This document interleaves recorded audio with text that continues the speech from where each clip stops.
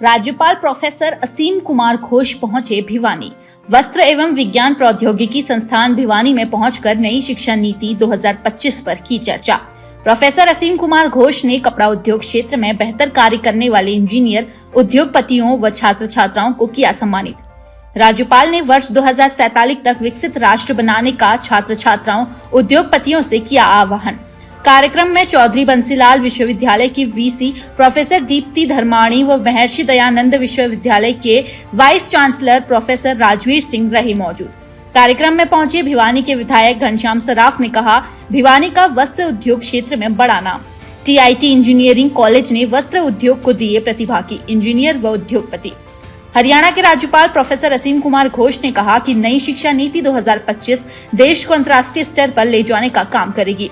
देश के युवा अपने ज्ञान व कौशल के बल पर भारत को सुपर पावर बनाने में अपनी अग्रणीय भूमिका शिक्षा के माध्यम से निभाने की तरफ नई दिशा नीति के बूते पर अग्रसर होंगे। ये बात उन्होंने भिवानी के वस्त्र एवं विज्ञान प्रौद्योगिकी संस्थान भिवानी के वार्षिक पारितोषिक वितरण समारोह के दौरान अपने संबोधन में कही।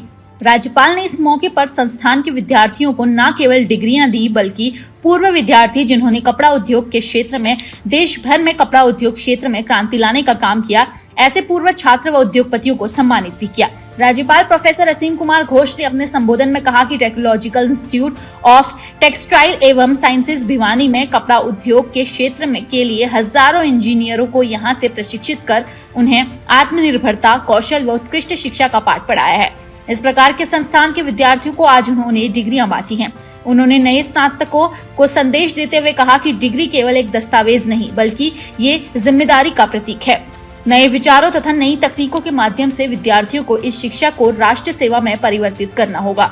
उन्होंने कहा कि आज एआई कृत्रिम बुद्धिमत्ता का युग है। ऐसे में विद्यार्थियों को चाहिए कि वे अपने को अधिक मानवीय बनाने का कार्य करें।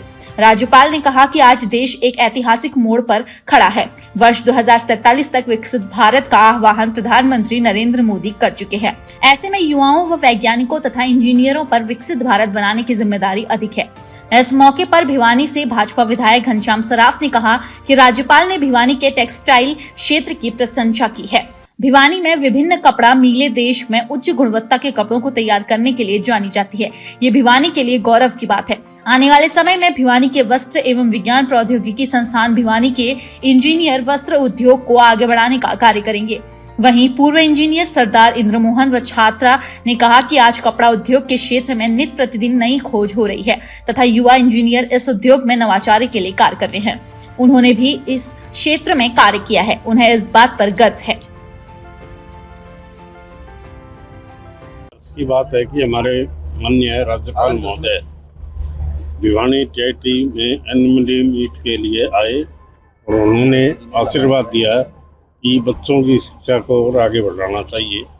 हम इस क्षेत्र में आगे जाके इन बच्चों के लिए उनके भविष्य की एक अच्छी कामना करते हुए आगे बढ़ेंगे। 2047 तक जो है शिक्षा नीति की बात है, क्या कहेंगे? मैं ये कहना चाहता हूँ कि 2047 तो टारगेट है आखिरी, उससे पहले हमें शिक्षा नीति को भी अच्छी बनाना है और जो हमारे क्षेत्र के भाई बंधु हैं उनको भी सफल बनाना है कि वे पढ़ लिख के इतने सक्षम हो जाए कि उनका देश में, प्रदेश में जब भी कोई काम पड़ता है तो उनका नाम आगे रहना चाहिए। टेक्सटाइल की भी बात उन्होंने की है। आज टेक्सटाइल की ये हम टीआईटी कॉलेज के ब्लॉक में थे, हमने ये देखा कि यहाँ के बच्चे कितने होशियार हैं। सब लोग बाहर जा के अपने क्षेत्र के समस्याओं को दूर करने के लिए उन्होंने बड़े बड़े उद्योग धंधे स्थापित किए, जिससे कि हमारा देश और आगे उन्नति करता जाए, जिसको हम लेके आगे बढ़ रहे हैं। कपड़ा उद्योग में हमारे कुछ प्राइवेट इंस्टीट्यूशन बन गए और कुछ पहले से जो चल रहे थे मिलें वे भी अब पूर्ण रूप से चालू हैं। बीटीएम का क्षेत्र को माने, सीबीटीएल के माध्यम से या सिनार के माध्यम से माने तो टेक्सटाइल के क्षेत्र में हमारी इंडस्ट्रीज आगे बढ़ रही हैं और नॉन वोवेन का जो कपड़ा बनता है वो भी हम टेक्सटाइल इंडस्ट्रीज के माध्यम से उसको भी आगे बढ़ाने का काम करें। क्षेत्र में ये पुरस्कार मिला राज्यपाल के कैसे और क्या संदेश रहा है राज्यपाल महोदय का एजुकेशन को लेकर के, एनईपी को लेकर के? मुझे सर्वप्रथम बहुत हर्ष है, बहुत खुशी है और I am feeling really very proud. I passed out from this institute in 1971, did my degree B.Tech in spinning specialization. Today, on this occasion of convocation, Honorable His Excellency Governor of Haryana और उन्होंने मुझे आज सम्मानित किया है. Institute में पुराने जो इस इंस्टीट्यूट से पास आउट हैं वो अपने अपने फील्ड में जो बहुत अच्छी अचीवमेंट्स कर पाए हैं उनको आज सम्मानित किया है. और मुझे बेहद खुशी है कि इस इंस्टीट्यूट ने ये एक नई प्रथा स्टार्ट की है to honour it's alumni.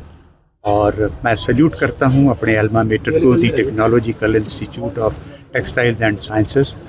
And I also thank my faculty, मेरे टीचर्स थे जो उस टाइम पर, और इस इंस्टीट्यूट को मैं थैंक यू कहता हूँ. I also say big thank you to my own company, Vardhan Group of Industries, and my respected chairman, Mr. S.P. Oswal, जो मेरे mentor हैं, जिन्होंने मेरा पूरा कैरियर शेप किया. एंड बहुत खुशी है मुझे आज. और heartiest congratulations to the new graduates who are passing out. They are also going to be a big asset for the growth of the industry.